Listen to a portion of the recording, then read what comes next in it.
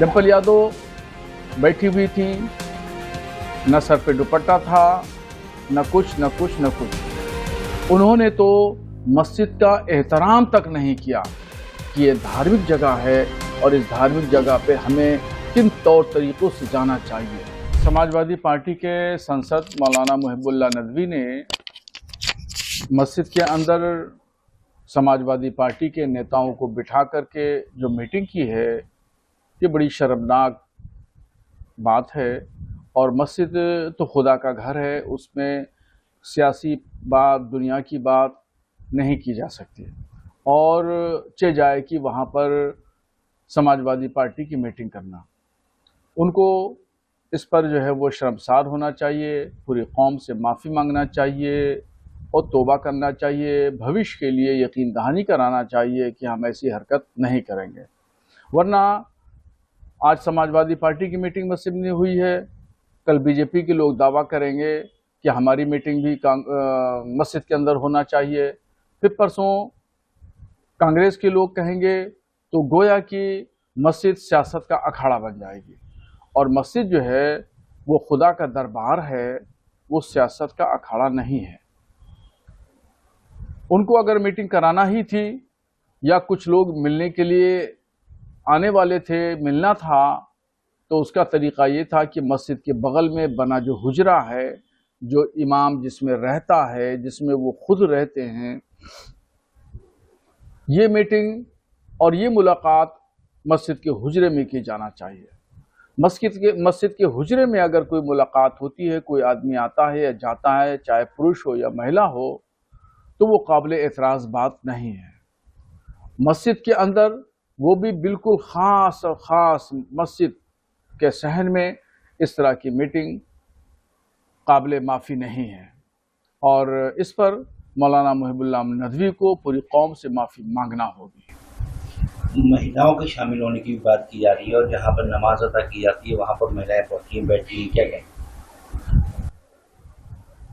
महिला का मस्जिद के अंदर आना जाना, और वो भी गैर मुस्लिम महिला, हिंदू जो मस्जिद के अंदर आई, मौलाना मुहिबुल्लाह ने जिस तरीके से उनके साथ बातचीत की और राजनीतिक बात की, तो ये तमाम चीज़ें जो हैं वो सरासर शरीयत की रोशनी में गलत हैं।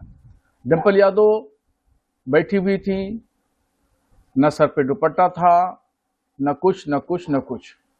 उन्होंने तो मस्जिद का एहतराम तक नहीं किया कि ये धार्मिक जगह है और इस धार्मिक जगह पे हमें किन तौर तरीकों से जाना चाहिए। डिम्पल यादव भारतीय कल्चर वाली महिला हैं, उनको तो इस बात का ध्यान रखना चाहिए कि हम कहाँ जा रहे हैं, कहाँ नहीं जा रहे हैं, कौन सी जगह पर हम बैठे हुए हैं। मगर डिम्पल यादव ने भारतीय कल्चर का सम्मान नहीं किया, मस्जिद का सम्मान नहीं किया, बल्कि जिस तौर और तरीकों से गई, उससे तो मस्जिद की तौहीन हुई है। असम के मुख्यमंत्री हेमंत बिस्वा ने कहा था कि अगले 10 साल में असम में हिंदू जो है अल्पसंख्यक बन जाएंगे। अब उनका कहना यह है कि उन्होंने ये जनगणना के आधार पर कहा है, क्योंकि असम में 3% ही बेसिक असमिया मुसलमान है, बाकी सब 31% जो आज की जो है बाहर से आ रहे हैं। क्या कहेंगे इस पर? असम के मुख्यमंत्री हेमंत कुमार बिश्वा शर्मा हमेशा मुसलमानों को निशाना बनाते रहते हैं, मुसलमानों को टारगेट करते रहते हैं। उन्होंने सबसे पहले 1200 मदरसों को ख़त्म किया, मदरसों का वजूद ख़त्म किया। उसके बाद में फिर वो बांग्लादेशी मुसलमान कह करके आसाम के जो आसामी मुसलमान हैं उनके ख़िलाफ़ अभियान चलाया। एनआरसी वही लेकर के आए और एनआरसी के माध्यम से न जाने कितने मुसलमानों को प्रताड़ित किया गया और आज भी हज़ारों मुसलमानों को प्रताड़ित और टॉर्चर किया जा रहा है। और अभी जिस जनगणना की बात कर रहे हैं उस पर हमें कोई विश्वास नहीं है, भरोसा नहीं है। वो हमेशा झूठ का सहारा लेते हैं, हर वो एंगल तलाश करते हैं जिसमें मुसलमानों की जिल्लत और रुसवाई हो और मुसलमानों को टारगेट किया जाए। ये भी जो बयान है ये टारगेट करने वाला है, बहुसंख्यक हो या अल्पसंख्यक हो। तो ये दोनों, ये कोई भी अल्पसंख्यक हो या कोई भी बहुसंख्यक हो, तो कोई ऐसा नहीं है कि कोई किसी समुदाय कोई किसी को खा जाएगा या किसी को जो है वो समंदर में जाके ढकेल देगा। वो सभी बाशिंदे हैं हिंदुस्तान के सब रहने वाले यही के निवासी हैं, यही पैदा हुए और यही मरते हैं, यही दफन होते हैं, यही कारोबार, यही बाल बच्चे, यहाँ ही आला औलाद। तो हेमंत कुमार विश्व शर्मा मुसलमानों को टारगेट करते हैं और हिंदुओं को खौफ दिलाते हैं मुसलमानों की बातों करके, इतने बच्चे उतने बच्चे ये वो करके तमाम अल्पसंख्यक हो जाएंगे, बहुसंख्यक हो जाएंगे, ये तमाम बातें करके हिंदुओं को डराने का काम कर रहे हैं, खौफ दिलाने का काम कर रहे हैं। मगर आसाम का मुसलमान बहुत समझदार है, हेमंत कुमार विश्व शर्मा की बातों में नहीं आने वाला। केरल के एक नेता है वेलापल्ली, उन्होंने कहा है कि महिलाओं से ज्यादा हिंदू महिला मुसलमानों से ज्यादा बच्चे पैदा करें, क्योंकि नहीं तो केरल भी एक मुस्लिम राज्य बन जाए। केरल के नेता वेलापल्ली जो हैं उनका बड़ा घटिया बयान है और उन्होंने जो बातें कही हैं कि हिंदू महिलाएं ज्यादा बच्चा पैदा करें वरना केरल मुस्लिम राष्ट्र बन जाएगा, ये बेतुकी की बात है।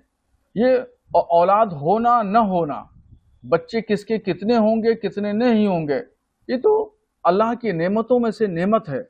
जिसके पास में औलाद नहीं है उससे पूछो इसका दर्द, और जिसके पास औलाद है उसकी खुशी पूछो उससे, वो समझ सकता है, माँ बाप समझ सकते हैं। जिसकी औलाद नहीं होती है वो लाखों रुपया डॉक्टरों में, हकीमों में, वैद्यों में जाकर के खर्च करता है कि मेरी औलाद हो जाए, खुदा की बारगाह में जाके दुआ करता है, गिड़गिड़ाता है कि अल्लाह मेरी औलाद हो जाए। तो औलाद एक बहुत बड़ी नेमत है खुदा की, और जिसके पास में नहीं है अहमियत वो जानता है। तो ये कहना कि हिंदू ज्यादा बच्चे पैदा करें, ये तो भड़काने वाली बात है, उकसाने वाली बात है। यहाँ साध्वी ऋतंबरा भी इस तरह की अभियान चला रही हैं। किसने रोका है आप बच्चे ना पैदा करें?